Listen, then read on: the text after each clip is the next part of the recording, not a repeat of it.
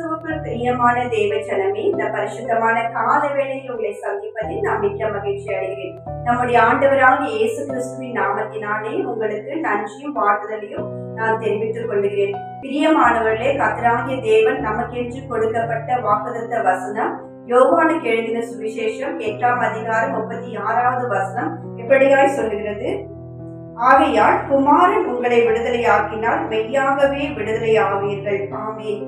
பிரியமானவர்களே, ஆண்டவராகிய இயேசு கிறிஸ்து இன்றைக்கு உங்களுக்கு அவர் விடுதலை கொடுக்கிற தேவனாய் இருக்கிறார். இந்த நிகழ்ச்சியை பார்த்து கொண்டிருக்கிற உங்களுடைய வாழ்க்கையில அநேக பாவத்தின் நிமித்தமாய் கட்டப்பட்டிருக்கிறீர்கள். ஏதோ ஒரு காரியத்துல கட்டப்பட்டு எனக்கு விடுதலை வராதா, கர்த்தர் எனக்கு விடுதலை கொடுக்க மாட்டாரா என்று சொல்லி அநேகர் இந்த நிகழ்ச்சியை பார்த்து கொண்டிருக்கலாம். பிரியமானவர்களே, என் கணவர் குடிக்கிறார், என் மகன் குடிக்கிறார், இதிலிருந்து எங்களுக்கு ஒரு விடுதலை கிடைக்காதா, நாங்கள் பணத்தின் நிமித்தமாய் கடன் பிரச்சனை நிமித்தமாய் கட்டப்பட்டிருக்கிறோம், எங்களுக்கு விடுதலை வராதா, என்னுடைய சரீரத்துல வியாதி, என் பெற்றோருடைய சரீரத்துல, என் பிள்ளைகளுடைய சரீரத்துல, என் குடும்பத்தாருடைய சரீரத்துல பலவித வியாதினால நாங்கள் கட்டப்பட்டிருக்கிறோம், பிசாசினால கட்டப்பட்டிருக்கிறோம், பில்லி சூனிய மாந்திரிக வல்லமினால கட்டப்பட்டிருக்கிறோம், எங்களுக்கு ஒரு விடுதலை வராதா, நாங்கள் என்றைக்கு விடுவிக்கப்படுவோம் என்று சொல்லி நீங்கள் ஆண்டவரிடத்துல போராடி ஜெபித்து அழுது கொண்டிருக்கலாம். இந்த நிகழ்ச்சியை பார்க்கிற உங்களை பார்த்துதான் ஆண்டவராகிய இயேசு கிறிஸ்து சொல்லுகிறார், குமாரன் விடுதலையாக்கினால் மெய்யாகவே விடுதலையாவீர்கள் என்று. நம்முடைய பிதாவாகிய கர்த்தர் தன்னுடைய ஒரே பேரான குமாரனை இந்த உலகத்திற்கு அனுப்பினார். எதற்காக? நம்முடைய பாவங்களுக்காக, நம்முடைய மீறுதலுக்காக, நம்முடைய அக்கிரமங்களுக்காக நம்மை விடுவிக்கும்படியாய், நமக்காக அவர் மரித்து நித்திய ஜீவனை கொடுக்கும்படியாய் தன்னுடைய ஒரே பேரான குமாரனை பிதாவாகிய தேவன் நமக்காக அனுப்பி வைத்தார். அந்த குமாரனாகிய இயேசு கிறிஸ்து நம்மோடு கூட இருக்கிறார். இன்றைக்கு பல விதத்துல கட்டப்பட்டிருக்கிற உங்களுடைய வாழ்க்கை பிரச்சனையிலிருந்து நம்முடைய ஆண்டவராகிய இயேசு கிறிஸ்து இந்த கால வேளையில உங்களை பார்த்துதான் சொல்லுகிறார், குமாரன் விடுதலை ஆக்கினால் மெய்யாகவே விடுதலை ஆவீர்கள். ஆமால் மெய்யாகவே நீங்கள் விடுதலை ஆவீர்கள். இதுவரைக்கும் எது நிமித்தமாய் நீங்கள் கட்டப்பட்டு வெளியே வர முடியாதபடி பிசாசினால கட்டப்பட்டு, பிரிவினால, கணவன் மனைவிக்குள்ள வீட்டுல ஒரே பிரச்சனை, பிள்ளைகளால பிரச்சனை, என்னால அந்த பிரச்சனையிலிருந்து ஒரு விடுதலை வரல, எங்களுக்கு நானும் என் கணவருக்கு சமாதானம் இல்லை, பிள்ளைகளோடு சமாதானமா இல்லை, குடும்பத்தை சமாதானமா நடத்த முடியல என்று சொல்லி அநேக நிகழ்ச்சி நீங்கள் பார்த்து கொண்டிருக்கலாம். அநேக ட்ரீட்மெண்ட் எடுத்தோம், அநேக மருந்து மாத்திரைகள் சாப்பிட்டோம், என் சரீரத்துக்கு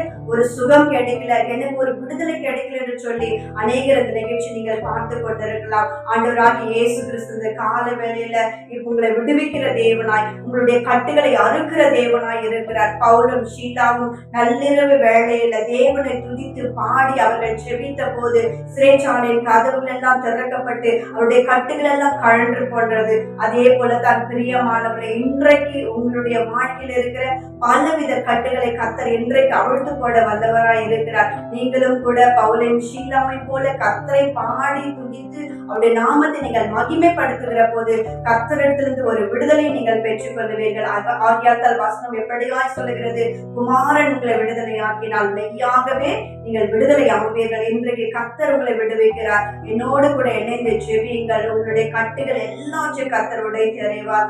பரிசுத்தமுள்ள நல்ல ஆண்டவரே, இந்த அன்பின் கால வேலை பொழுதுக்காக என்னோடு இணைந்து ஜெபிக்கிற உங்களுடைய பிள்ளைகளுடைய வாழ்க்கையில பல பிரச்சனைகள் நிமித்தமாய் கட்டப்பட்டு, ஆண்டவரே இந்த கட்டுகளிலிருந்து எங்களுக்கு ஒரு விடுதலை வராதா, நாங்கள் விடுவிக்கப்பட மாட்டோமா, என் பிள்ளை குடி பழக்கத்திலிருந்து மாற மாட்டானா, என் கணவர் குடி பழக்கத்திலிருந்து மாற மாட்டானா, நான் கடன் பிரச்சனையிலிருந்து விடுதலை ஆக்கப்பட மாட்டேன், வியாதியிலிருந்து விடுதலை ஆக்கப்பட மாட்டேன் என்று சொல்லி யாரெல்லாம் அந்த நிகழ்ச்சியை பார்த்து கண்ணீரோடு ஜெபித்துக் கொண்டிருக்கிறார்கள் சுவாமி, வேதம் சொல்லி இருக்கிறபடி குமாரனாக இயேசு கிறிஸ்து இந்த பிள்ளைகளுக்கு இன்றைக்கு நீர் ஒரு விடுதலையை கொடுக்கும்படியா, என்னுடைய கட்டுகள் எல்லாம் நீர் அவிழ்த்து போடும்படியா, ஆண்டவரே தீராத வியாதிகளை நீர் சுகமாக்கும்படியா, கடன் பிரச்சனைகளை நீர் மாற்றும்படியா நாங்கள் ஜெபிக்கிறோம். இந்த நிகழ்ச்சியின் மூலமாய் இந்த பிள்ளைகளுடைய வாழ்க்கையை இன்றைக்கு அவர்கள் விடுதலை பெற்றுக் கொண்டதற்காக நன்றி அப்பா. தொடர்ந்து அந்த குடும்பத்திலும் அந்த பிள்ளைகளோடு உங்களுடைய கரங்கள் இருக்கட்டும். இந்த நாளில் ஆசீர்வதிக்கப்பட்ட நன்னாளா இந்த பிள்ளைகளை நீங்க நடத்தும்படியா இயேசுவின் நாமத்தில் ஜெபிக்கிற நல்ல பிதாவே, ஆமென்.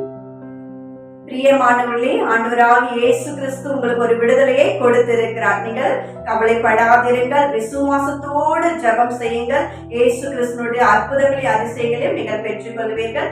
ஆமென். God bless you.